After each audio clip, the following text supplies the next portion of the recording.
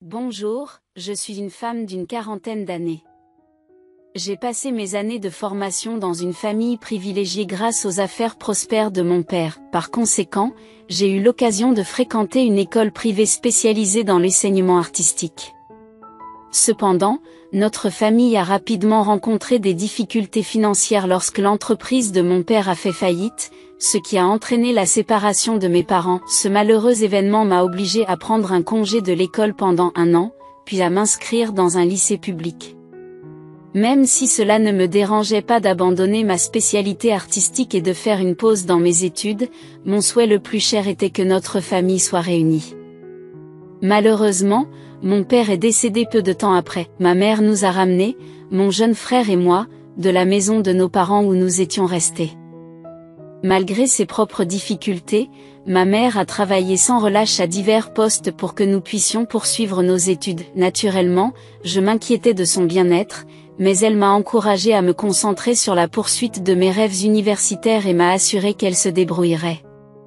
Ces paroles de force ont résonné en moi et je me suis consacrée à mes études. Ce dévouement m'a permis de me spécialiser en commerce à l'université tout en travaillant à temps partiel en tant qu'enseignante dans une académie privée. Grâce à mes efforts constants, j'ai obtenu de bonnes notes.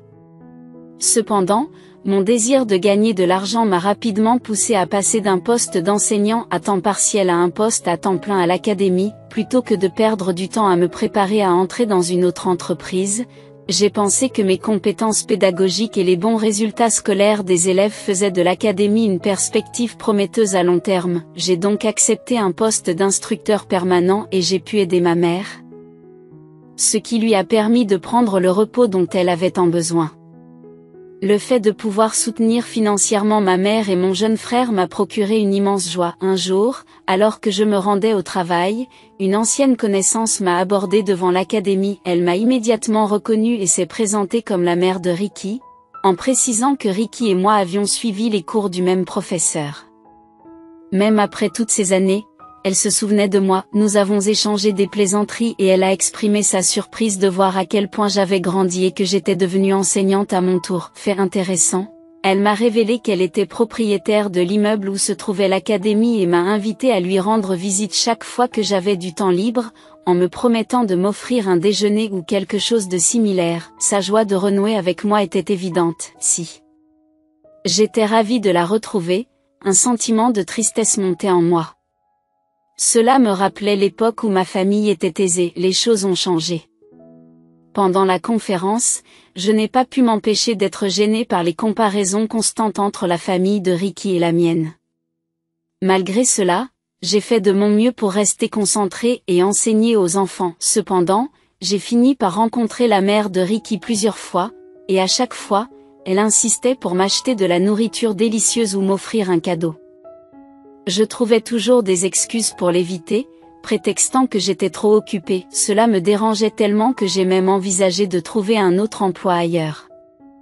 Mais ma patronne semblait percevoir mon malaise et un jour, elle m'a dit, « Sandy, je peux imaginer à quel point cela doit être difficile pour vous. Ces derniers temps, je n'ai pas fait assez attention à vous.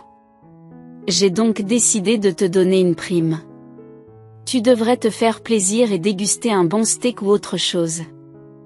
Il est important que vous preniez soin de votre santé pour pouvoir enseigner efficacement aux enfants. » Elle m'a tendu une enveloppe. Lorsque j'étais plus jeune, j'ai reçu l'enseignement d'un professeur de français natif, ce qui a amélioré ma prononciation et mes expressions par rapport à d'autres professeurs. Par conséquent, j'ai pu enseigner à mes élèves avec plus de précision, et ils ont obtenu de meilleures notes en grammaire et en compréhension de l'écrit. Ma patronne voulait me garder à son service, et je sentais ses bonnes intentions, je ne pouvais donc pas me résoudre à démissionner. Un jour, un homme m'a abordé devant l'académie comme si nous nous connaissions.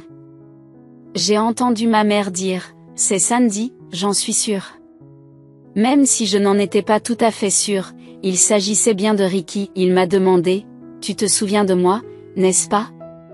Je l'ai reconnu et j'étais vraiment heureuse de revoir mon ami d'enfance. Ricky était parti étudier à l'étranger lorsqu'il était jeune, et il avait obtenu son diplôme à l'université et était revenu pour créer sa propre entreprise. Honnêtement, cela me rendait envieux et déprimé de me comparer à lui, Étant donné qu'il était déjà président d'une entreprise et conduisait une voiture de luxe au même âge que moi, après cette rencontre, nous avons commencé à nous croiser plus souvent et, naturellement, nous avons repris contact. Finalement, notre amitié s'est transformée en une relation amoureuse, d'abord motivée par les circonstances entourant ma famille. J'ai essayé de garder mes distances, mais le comportement joyeux de Ricky et sa façon de me traiter ont éveillé mon intérêt. Nous sommes devenus très proches et, après 1 an de relation, il m'a demandé en mariage. Il m'a dit, « Tu n'as pas idée du béguin que j'ai eu pour toi quand nous étions jeunes. Tu es mon premier amour, et c'est comme un rêve devenu réalité que nous soyons ensemble maintenant.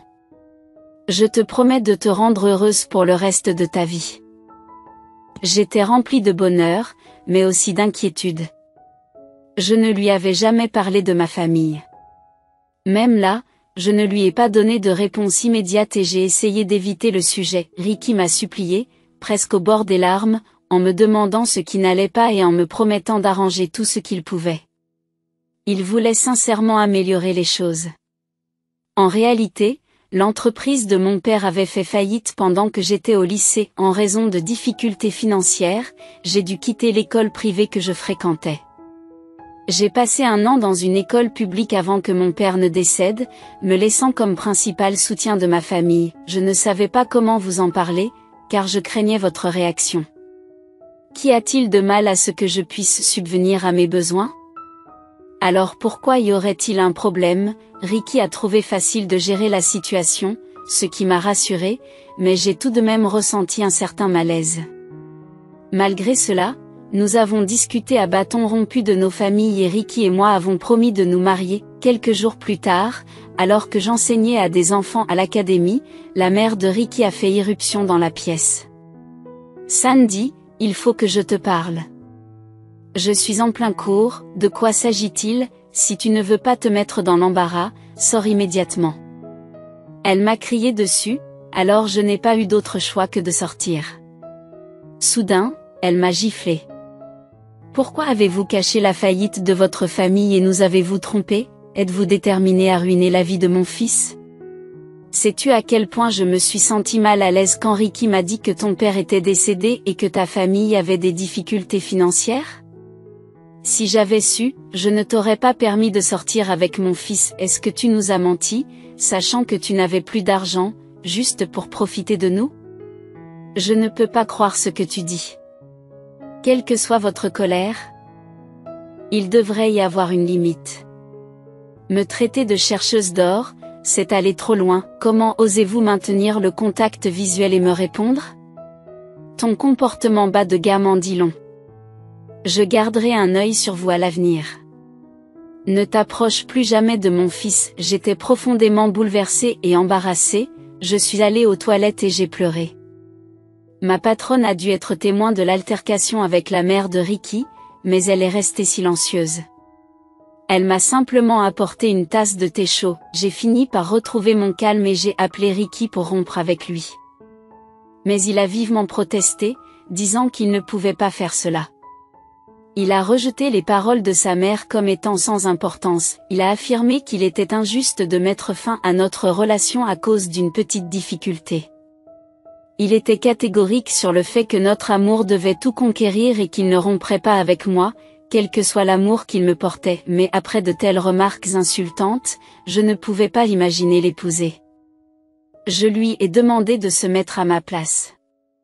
Pourrait-il supporter que j'insiste pour rompre à partir de ce jour? Malgré ma demande, Ricky a continué à venir chez moi tous les jours et toutes les nuits, provoquant des scènes.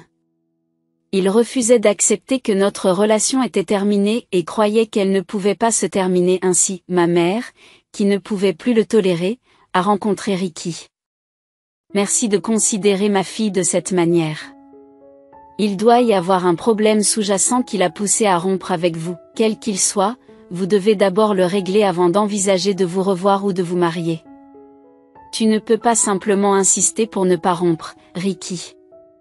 Tu n'es plus un enfant, tu dois aborder cette question en adulte. Après quelques jours sans nouvelles, Ricky a cessé de venir me voir.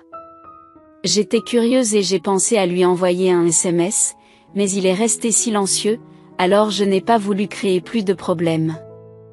Même si je n'aimais pas Ricky, nous ne pouvions pas nous réconcilier tant qu'il n'aurait pas réglé le problème avec sa mère. Je pensais que je ne pouvais rien faire contre la rupture. Alors que je faisais face à la rupture, la mère de Ricky est venue me voir à l'académie. Je ne voulais vraiment pas que cela arrive, mais on dit qu'on ne peut pas aller à l'encontre de ses enfants, alors j'ai décidé d'oublier ce que je t'avais fait auparavant. J'ai pensé que j'avais été trop dure et j'ai espéré que tu recommencerais à voir Ricky. Elle l'a dit, mais elle ne m'aimait pas, elle ne pouvait même pas me regarder correctement, et je me suis demandé ce qui s'était passé. Mais j'ai appris que Ricky avait fait une grève de la faim pendant plusieurs jours, menaçant de rompre les liens avec elle si elle ne s'excusait pas auprès de moi et n'approuvait pas notre mariage. Au début, elle a cru qu'il s'agissait d'une menace en l'air, mais à la fin, Ricky s'est évanoui parce qu'il n'avait pas mangé et a dû être hospitalisé.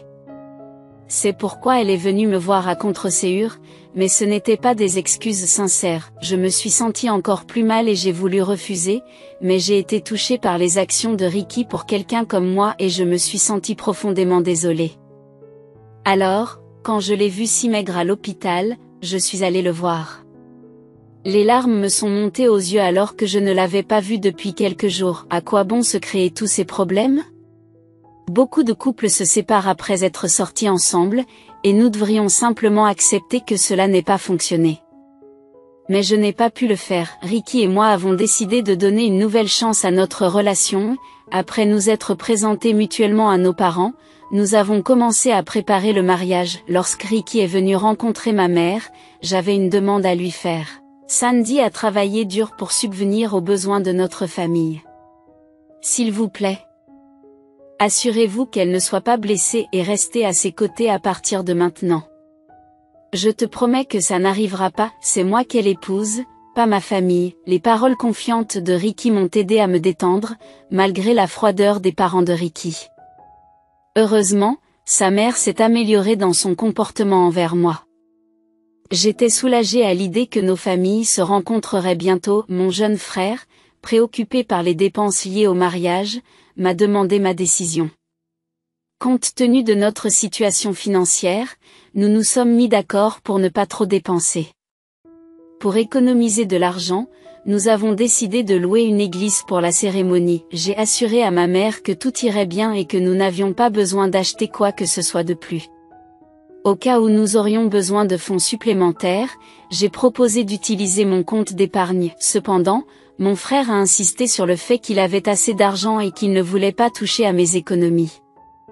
Néanmoins, j'ai senti que ma mère semblait un peu fatiguée. Pour la soutenir et reconnaître ses efforts, j'ai déposé de l'argent sur son compte bancaire et j'ai acheté des steaks en rentrant du travail. Le jour où nos familles devaient se retrouver pour dîner, je me suis arrangée pour rencontrer ma mère plus tôt à l'endroit prévu. J'ai réussi à arriver plus tôt que prévu, mais j'ai été témoin d'une scène horrible difficile à décrire. La mère de Ricky a jeté une pile d'argent au visage de ma mère et a dénigré nos projets de mariage, insinuant que nous visions trop bas. Elle a accusé ma mère d'essayer d'utiliser le mariage pour améliorer son statut social. Sans crier gare, elle s'est levée et a intentionnellement marché sur le pied de ma mère, cherchant à l'humilier davantage. La colère m'a envahie et je suis rapidement intervenue, faisant tomber la mère de Ricky. Frustrée et déconcertée, j'ai exigé une explication pour ses actions. As-tu la moindre idée de l'irrespect qu'il y a à impliquer d'autres personnes dans tes affaires d'argent ? C'est absolument scandaleux. En tant que votre belle-fille, je n'ai jamais eu l'intention d'épouser votre fils. Vous étiez au courant des difficultés financières de ma famille, mais vous avez ignoré notre besoin d'aide et ne nous avez offert qu'une petite partie des meubles de la maison. Qu'y a-t-il donc de mal à ce que ma mère, qui travaille dur, ait économisé 10 000 $? Il n'est pas juste de traiter les gens de manière irrespectueuse pour une question d'argent. Ma mère a essayé de me dissuader, mais je n'ai pas écouté. Je n'avais pas d'autre choix que de me marier à cause de Ricky, et je n'ai jamais eu l'intention de compter sur votre argent. Tu parles comme si tu te souciais de nous, mais je suis heureuse de ne pas avoir à être associée à une famille honteuse comme la tienne, à qui je ne pouvais même pas parler ouvertement de mes rêves. Ne regrette jamais d'avoir perdu Ricky. C'est ainsi que les fiançailles se sont terminées, et Ricky s'est donné en spectacle par la suite. J'ai appelé Ricky plusieurs fois sur le chemin du retour, mais il ne répondait pas. Je lui ai donc laissé un message disant que je ne pouvais pas l'épouser. Le lendemain matin, Ricky s'est présenté à l'académie. Si j'ai fait tout cela pour toi, ne devrais-tu pas au moins essayer d'être plus conciliant avec ma mère? Comment as-tu pu pousser ma mère à bout? Elle s'est retrouvée avec un bleu sur la jambe, cela a brisé l'image que j'avais de toi. N'aurais-tu pas pu être innocent, comme le personnage principal d'un film? Je n'ai aucune envie d'être le personnage principal. Va trouver quelqu'un qui l'apprécie. Je n'aurais jamais imaginé qu'une telle situation tournerait au drame. Je suis fatiguée de tout cela, et ce n'est plus amusant, tout comme Ricky. Il s'avère qu'il voulait seulement réaliser son premier fantasme amoureux, comme dans un film, et en faire une réalité. Il imitait simplement le personnage principal. De plus, il voyait d'autres femmes alors qu'il se préparait à m'épouser. J'ai été choquée et bouleversée, mais je suis vite revenue à la réalité. Et puis, la mère de Ricky a demandé au directeur de me renvoyer simplement parce que tu es le propriétaire. Tu n'as pas le droit de t'immiscer dans mes affaires et de me dicter la façon dont je gère mes professeurs. Je ne peux pas me passer de Sandy. Heureusement, elle est restée à mes côtés. Il s'avère que Sandy était en fait une bénédiction déguisée. En fait, je prévoyais d'agrandir mon académie. Je veux déménager et ouvrir une nouvelle succursale. Qu'en pensez-vous? Prendras-tu la responsabilité de la nouvelle branche, de tout l'endroit? Vous pensez que je suis prêt à relever le défi? Je n'ai fait que donner des cours et je ne me suis pas occupé de la gestion. Sandy, tu t'es exceptionnellement bien acquittée des responsabilités administratives, et c'est pourquoi je te propose cela. J'espère que vous ne refuserez pas et que vous prendrez la relève. Lorsque l'académie s'est agrandie, j'ai pris la responsabilité de la branche. Au début, il était difficile de concilier l'enseignement et la gestion de l'école. Cependant, avec l'augmentation du nombre d'étudiants, j'ai embauché du personnel supplémentaire, ce qui a rendu les choses beaucoup plus faciles. J'ai ensuite élaboré de nouveaux supports d'études adaptés au niveau de chaque élève, créant ainsi un programme plus systématique. Par la suite, j'ai géré de près les étudiants par le biais de conseils personnalisés, ce qui a entraîné une croissance rapide, équivalente à celle de la branche principale en termes de nombre d'étudiants. Le directeur a suggéré que nous devenions des partenaires égaux car je vieillis et je manque d'endurance, mes enfants poursuivant d'autres activités. Je n'ai personne à qui confier mes responsabilités dans cette entreprise. Je pense que vous excelleriez dans la poursuite des activités si vous preniez la relève. C'est une grande opportunité pour moi, mais quelles sont les qualités que vous me reconnaissez et qui vous amènent à me confier tout cela? Je vous observe depuis l'époque où vous étiez à l'université, et la loyauté dont vous avez fait preuve pendant tout ce temps a gagné ma confiance. J'ai exprimé ma gratitude à la directrice à de nombreuses reprises, en particulier lors des problèmes avec la mère de Ricky. Elle m'a soutenue. En retour, j'ai travaillé plus dur pour lui témoigner ma reconnaissance. Au fur et à mesure que les succursales se sont développées, la directrice a pris sa retraite et m'a confié de nombreuses responsabilités. Grâce à elle, j'ai gagné une somme importante, ce qui m'a permis de déposer un montant substantiel sur le compte bancaire de mon frère et d'assurer une vie plus confortable à ma mère. Elle a épargné une part importante et avait l'intention d'investir. Un courtier immobilier que je connaissais m'a contacté au sujet d'un bon immeuble à un prix intéressant. En tant que novice, je ne voulais pas y aller seule, j'ai donc demandé si vous pouviez m'accompagner. Lors de la visite, j'ai été surpris de constater qu'il s'agissait du même bâtiment que celui où se trouvait l'académie auparavant, et qui appartenait à la mère de Ricky. Malgré le temps écoulé, le bâtiment était spacieux et son prix était étonnamment bas. L'agent immobilier a mentionné le besoin urgent d'argent du propriétaire. L'immeuble était donc proposé à un prix très bas, ce qui rendait impossible de trouver une offre similaire ailleurs. L'ancienne propriétaire était Bertha Crow, mais la propriétaire actuelle est Lisa. Il semble qu'Anderson, la fille de Bertha Crow, ait vendu l'immeuble à l'insu de ma mère. Lorsque j'ai parlé à ma mère de l'histoire du bâtiment et des mauvais souvenirs potentiels, elle m'a demandé mon avis sur l'opportunité de renoncer à l'acheter. Toutefois, je l'ai rassurée en lui disant que si l'immeuble avait une valeur d'investissement, nous devrions aller de l'avant et l'acheter, d'autant plus que le propriétaire actuel n'est pas Bertha Crowe. J'ai fait des recherches sur le prix et le potentiel futur de la propriété et j'ai conclu qu'il s'agissait d'un investissement judicieux. Ma mère et moi nous sommes donc rendus à l'agence immobilière pour signer les documents nécessaires. Alors que nous étions sur le point d'entrer dans le bureau, j'ai accidentellement heurté quelqu'un qui portait un seau d'eau, et sa maladresse a fait que j'ai été mouillée. Cette personne s'est avérée être la mère de Ricky, ce qui nous a tous surpris. Elle était en tenue de travail et tenait une serpillière et un seau. L'eau du seau m'a éclaboussée. Alors que nous étions rassemblés, l'agent immobilier est sorti du bureau et a remarqué mes vêtements mouillés. Il s'est mis en colère contre la mère de Ricky et l'a réprimandée pour avoir été négligente et avoir causé des accidents à plusieurs reprises. La mère de Ricky s'est défendue en disant qu'elle ne m'avait pas vue et qu'elle ne pouvait pas être blâmée. Le courtier a exprimé sa frustration, soulignant qu'elle devrait au moins avoir un point positif en étant gentille et travailleuse. Il a indiqué qu'il la tolérait parce qu'elle était propriétaire de l'immeuble, mais qu'il ne la tolérerait plus.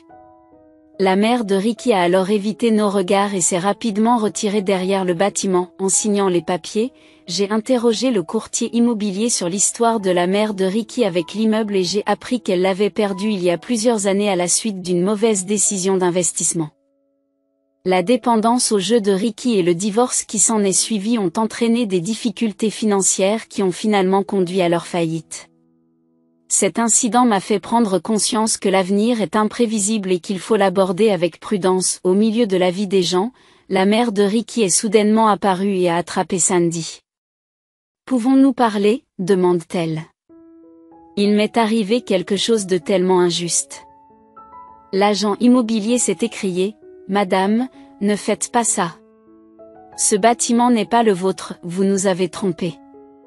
Vous étiez si gentille avec moi avant, mais maintenant que nous sommes en faillite, comment pouvez-vous changer comme ça, Sandy ?» Sandy plaide, « On m'a trompé en me faisant vendre ce bâtiment. S'il te plaît, rends-le-nous, je vous en prie, ce n'est pas juste. » Le courtier a répondu froidement, « Qu'est-ce que cela a à voir avec moi ? Que vous ayez été piégé ou non, j'ai déjà signé un contrat avec quelqu'un d'autre. Je ne suis pas le propriétaire de l'immeuble, c'est ma mère. » Sentant une opportunité, la mère de Ricky a alors saisi ma propre mère et l'a suppliée, « S'il vous plaît, aidez-moi à récupérer ce bâtiment. Je l'ai vendu injustement. S'il te plaît, aide-moi à récupérer ce bâtiment. Je l'ai vendu injustement. » Mais ma mère est restée ferme dans sa réponse, déclarant, « Je ne sais rien de tout cela, tu dois régler ce problème avec la personne à qui tu as vendu l'immeuble. Ce n'est pas en m'attrapant que tu changeras quoi que ce soit. » Consciente de la futilité de son action, la mère de Ricky s'est arrêtée et est restée silencieuse. Le courtier m'a expliqué qu'elle faisait référence à l'ancienne propriétaire de l'immeuble, qui avait dû le vendre en raison des dettes de jeu de son fils. Elle n'a pas eu d'autre choix que de transférer la propriété. Alors que nous nous éloignons, la mère de Ricky nous a de nouveau attrapés, ma mère et moi, et nous a avoué. J'ai fait une grosse erreur avec toi. Je n'ai pas réalisé à quel point tu allais réussir. J'ai eu tort et je suis désolée. Elle s'est également excusée auprès de ma mère, reconnaissant son erreur. Incapable de supporter davantage de dérangements, l'agent immobilier l'a poussée dans l'immeuble et l'a sommée de cesser d'importuner ses clients. Il l'a menacée de prendre d'autres mesures si elle continuait à intervenir. Confusément, je me suis demandé pourquoi elle continuait à travailler dans cet immeuble et pourquoi elle s'accrochait à ceux qui venaient le voir. Je savais que ces personnes ne lui rendraient pas l'immeuble, même si elle essayait. Sur le chemin du retour, ma mère et moi avons ressenti un étrange mélange d'émotions. Nous avions entendu dire que Ricky se cachait à la campagne à cause de ses dettes de jeu. Avec le recul, nous avons eu de la chance que sa mère nous ait maltraités, car cela m'a évité de me marier dans cette famille. Bien que ma mère ait acheté le bâtiment, elle ne voulait pas avoir de lien avec la mère de Ricky. Elle a donc décidé de le revendre et d'utiliser l'argent pour investir et faire un don à une organisation de services sociaux. En voyant les personnes dans le besoin, ma mère a choisi de vivre une vie de bonté. Inspirée par ses actions, j'ai également voulu aider ceux qui étaient moins chanceux, et j'ai donc commencé à donner de la nourriture à ceux qui étaient dans le besoin. J'ai contracté les liens du mariage et j'ai accueilli un magnifique fils dans notre vie, ce qui a apporté une immense joie à notre existence. J'apprécie l'attention que vous portez à mon récit, je vous souhaite de rester en bonne santé et de croire aux jours meilleurs qui s'annoncent. Que votre journée soit remplie de bonheur. Vos encouragements et vos commentaires perspicaces sont les bienvenus dans la section des commentaires. Votre soutien par le biais de likes et d'abonnements signifie beaucoup pour moi. Passez une journée extraordinaire.